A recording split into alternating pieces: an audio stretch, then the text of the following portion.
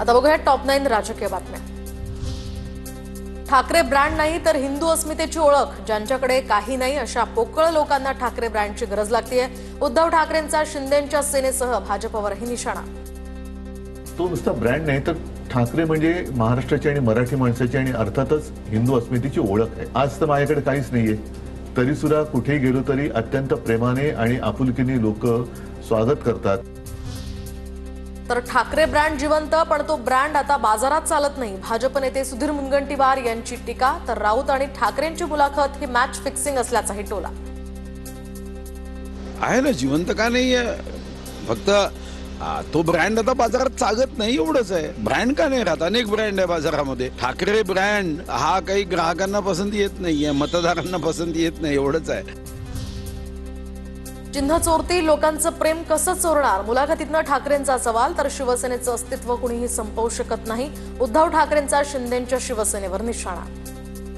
नाव तर कोणी चोरू शकत नाही, पण तो चोरण्याचा प्रयत्न आणि समजा चिन्ह किंवा इतर काही चोरतील, लोकांचं प्रेम कसं चोरणार? लोकांचा जो आमच्यावर विश्वास आहे तो कसा चोरणार? तो खोक्यातनं नाही ना विकला जात। शिंदेंना विधानसभेत 50 जागा मिळाल्या, हा जादूटोणा आहे का? राऊतांची टीका, तर कदाचित शिंदेंनी डायनासोरच कापला असेल। उद्धव ठाकरेंचा टोला, तर लोकसभेवेळी तुमच्या सीट आल्या मग तुम्ही 2 डायनासोर कापले का? शंभूराज देसाईंचा पलटवार।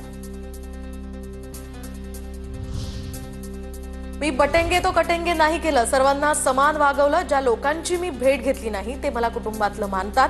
उद्धव ठाकरेंची मुलाखतीमध्ये प्रतिक्रिया। यांच्यासारखं बटेंगे तो कटेंगे नाही केलं, जनतेने मला कुटुंबातला एक मानला। आपल्या कुटुंबातला एक, ज्यांची मी कधी प्रत्यक्ष भेट घेतलेली नाही अशी लोक मला त्यांच्या कुटुंबातला एक व्यक्ती मानतात। उद्धव ठाकरेंच्या मुलाखतीचा टीजर संजय राऊतांनी ट्विट केला। ठाकरेंच्या मुलाखतीचा दुसरा भाग उद्या प्रसारित होणार।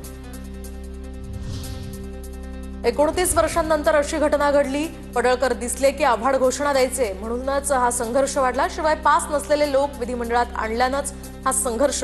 नीलम गोऱ्हेंची प्रतिक्रिया। 29 वर्षांनी पहिल्यांदाच प्रत्यक्षात असा मारामारीची घटना सभागृहाच्या बाहेर आमच्या पोर्समध्ये घडली। पोर्सच्या इथे पायऱ्यांपाशी आमदार सन्माननीय जितेंद्र आव्हाड हे सातत्याने पडळकर दिसले की घोषणा द्यायची अश्लाघ्य स्वरूपाच्या, आणि त्यातून तो संघर्ष वाढत गेलेला आहे। ज्यांना पास परबांनी चुकीचा नियम सांगून सभागृहाची दिशाभूल केली, तो डान्स बार नसून ऑर्केस्ट्रा होता। अनिल परबांच्या आरोपांवर रामदास कदमांचं स्पष्टीकरण। परमिशन आहे, डान्स बार नाही, ते डान्स बार नाही। आमची बदनामी करण्याचा जो प्रयत्न केलाय तो चुकीचा, दिशाभूल करणारा आणि आमची बदनामी करणारा आहे। कोल्हापुरात शक्तीपीठाच्या समर्थनार्थ शेतकऱ्यांची घोषणाबाजी, सातबारा घेऊन शेतकरी जिल्हाधिकाऱ्यांच्या कार्यालयात दाखल।